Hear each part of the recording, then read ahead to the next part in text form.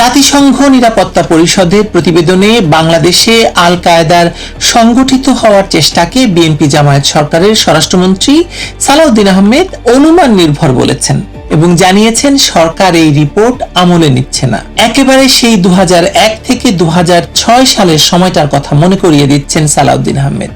তখনও বাংলা ভাইকে নিয়ে সংবাদ প্রকাশের পর বলা হয়েছিল এসব মিডিয়ার সৃষ্টি। তারপর 2005 সালের 17 আগস্ট মাত্র আধা ঘন্টার মধ্যে দেশের 63টি জেলার প্রায় 300 জায়গায় প্রায় 500 বোমার বিস্ফোরণ ঘটিয়ে জেএমবি জানিয়ে দিয়েছিল মিডিয়া যাকে দেখেছিল রাষ্ট্র তাকে দেখতে পায়নি বা দেখতে চায়নি। তখন বিএনপি জামায়াত সরকারের বিরুদ্ধে জঙ্গিবাদকে রাজনৈতিক আশ্রয় দেওয়ার গুরুতর অভিযোগ উঠেছিল দেশি বিদেশি বহু জায়গা থেকে। সরাসরি বলা যাবে না যে বিএনপি এবং জামায়াত মিলে প্রতিটি জঙ্গি সংগঠন পরিচালনা করেছে, কারণ এমন ব্ল্যাঙ্কেট ক্লেইম প্রমাণ করার মতো একক বিচারিক সিদ্ধান্ত নেই।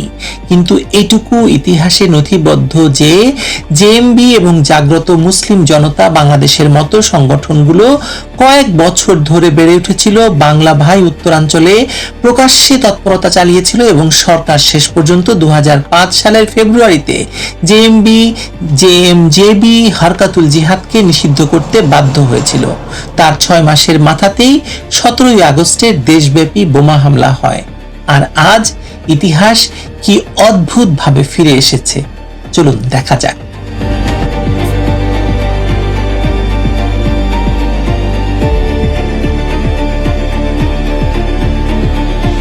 স্বরাষ্ট্রমন্ত্রীকে সাংবাদিকেরা জাতিসংঘের আল কায়েদা রিপোর্টটি নিয়ে প্রশ্ন করলেন। তিনি প্রথমেই বললেন আমি শুনেছি তবে পড়িনি। তারপর যে রিপোর্ট তিনি পড়েননি সেটিকেই বললেন অনুমান নির্ভর। আরো বললেন আমরা এগুলো আমলে নিচ্ছি না এবং এর ভিত্তিতে সরকার কোনো পদক্ষেপও নিচ্ছে না। একটা তালি দিয়ে নিলাম। এখানেই আমার প্রশ্ন, জাতিসংঘের রিপোর্ট যদি অনুমান নির্ভর বলেই বাতিল করে দেওয়া যায়, তাহলে 2024 সালের জুলাই আগস্টে সর্বোচ্চ 1400 মানুষ নিহত হতে পারে বলে জাতিসংঘ মানবাধিকার দপ্তর যে হিসাব দিয়েছিল সেটা কেউ কি সালাউদ্দিন অনুমান নির্ভর মনে করছেন? শব্দের খেলাটা একটু দেখুন।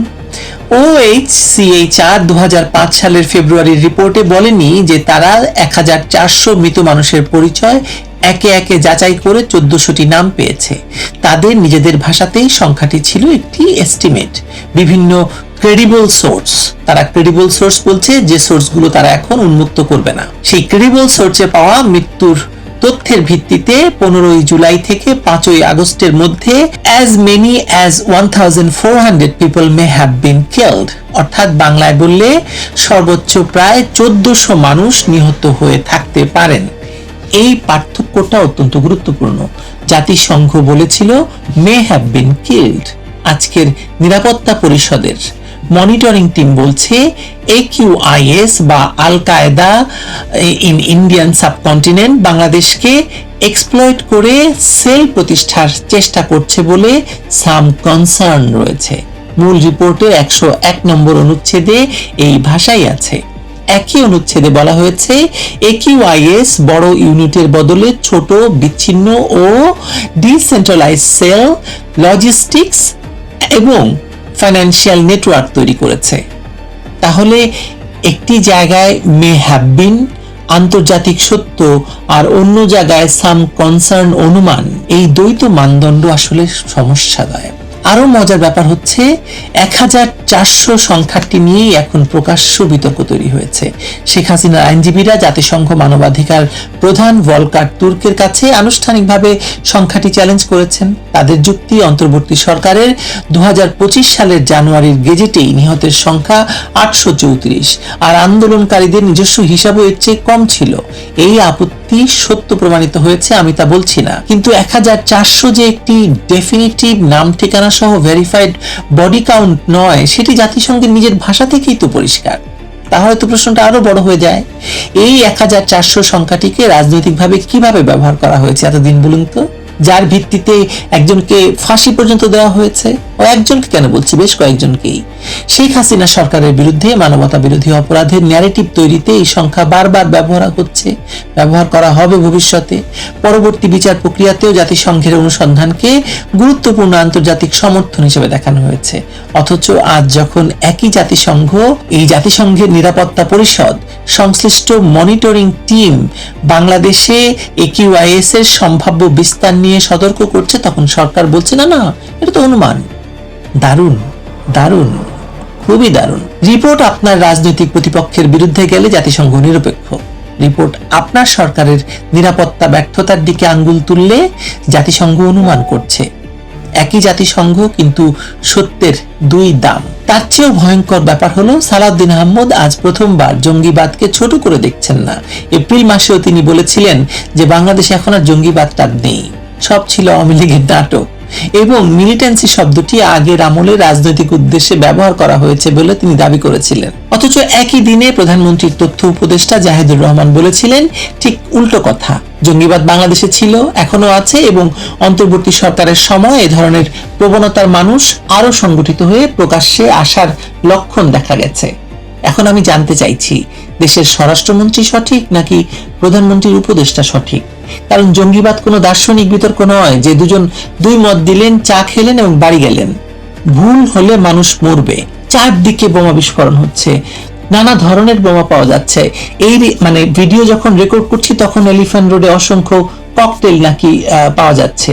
2005 সালের 17ই আগস্ট তাই হয়েছিল। জেএমবি 1998 সাল থেকে নেটওয়ার্ক তৈরি করেছিল। 2001-2 সালে সদস্য গ্রেপ্তার হচ্ছিল। মাজার, সাংস্কৃতিক কর্মকাণ্ড, এনজিও এবং ধর্মীয় সংখ্যালঘুদের বিরুদ্ধে তাদের প্রচারণা এবং সহিংসতার খবর চারদিকে ছড়াচ্ছিল। তারপরও রাষ্ট্র যখন পুরো বিপদটাকে বুঝলো, ততদিনে 63 জেলায় একই দিনে বোমা বসানোর বা বোমা হামলার সাংগঠনিক শক্তি তৈরি হয়ে গেছে তাদের। সালাউদ্দিন সাহেব ঠিক একই ভুল আজও করছেন। তারেক রহমানের সরকার আজও একই ভুল করে যাচ্ছে।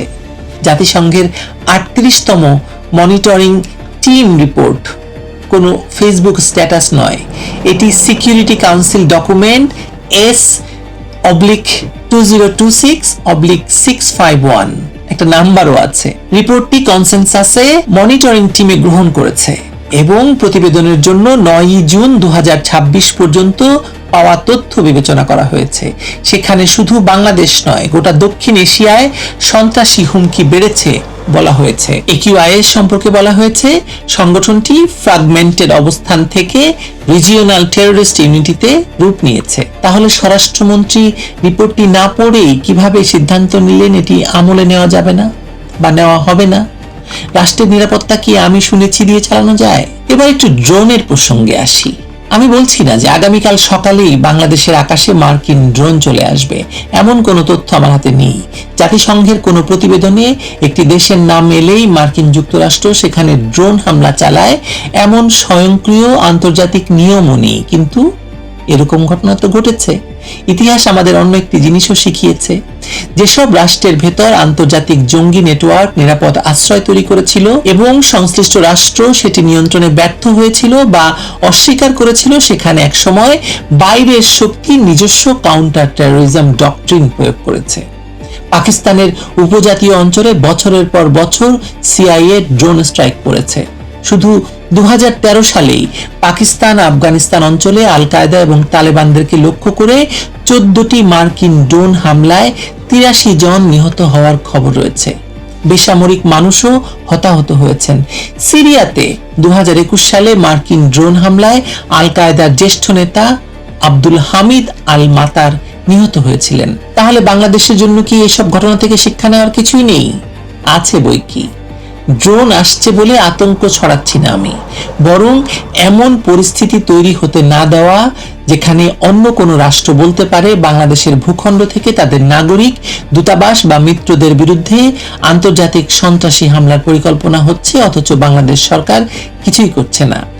এটাই সোভারেনিটির প্রশ্ন, এটাই সার্বভৌমত্বের প্রশ্ন।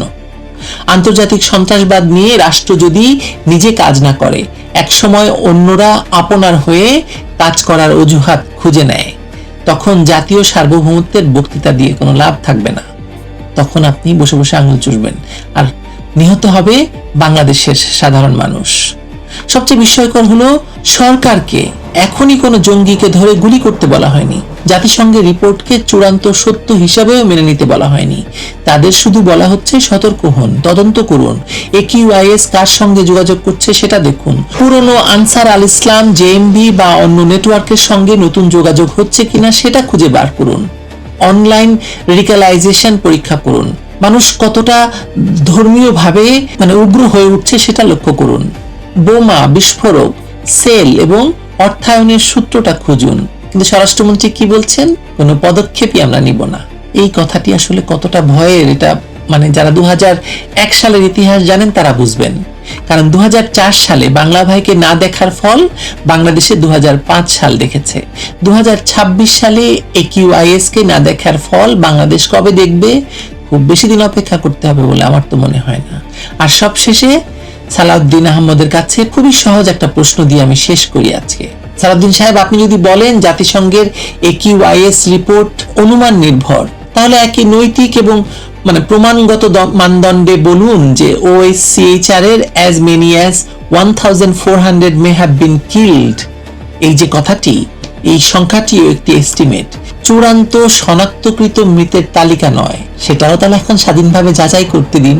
বলুন আমরা এটাও মানি না, নাম প্রকাশ করুন, মৃত্যুর স্থান প্রকাশ করুন, কার হাতে নিহত হয়েছে সেটা তদন্ত করুন, তারপর সংখ্যা নিয়ে কথা বলেন। তা না হলে মানুষ খুব স্বাভাবিকভাবে বলবে যে জাতিসংঘের রিপোর্ট সত্য না মিথ্যা সেটি তথ্য দিয়ে ঠিক হচ্ছে না, ঠিক হচ্ছে রিপোর্টটি কার রাজনৈতিক কাজে লাগছে তার উপর। শেখ হাসিনার বিরুদ্ধে গেলে জাতিসংঘের অনুমান ও দলিল, তারেক রহমান সরকারের বিরুদ্ধে গেলে জাতিসংঘের সতর্কতা ও অনুমান। এভাবে রাষ্ট্র চলে না। আর জঙ্গিবাদ নির্মূল তো একেবারেই পারবেন না। জঙ্গিবাদ হয় আপনাকে খাবে, নাহলে আপনি তাদেরকে খাবেন। দুটো একসঙ্গে আপনি চালাতে পারবেন না। ইতিহাস অন্তত একবার বাংলাদেশকে শিখিয়েছে, রাষ্ট্র যখন বলে জঙ্গি নেই, ঠিক তখনই জঙ্গিরা সবচেয়ে বেশি নিশ্চিন্তে বোমা বানায়, বোমা ফাটায়, হোলি আর্টিজান ঘটায়, 21শে আগস্ট ঘটায়। ভালো থাকবেন সবাই।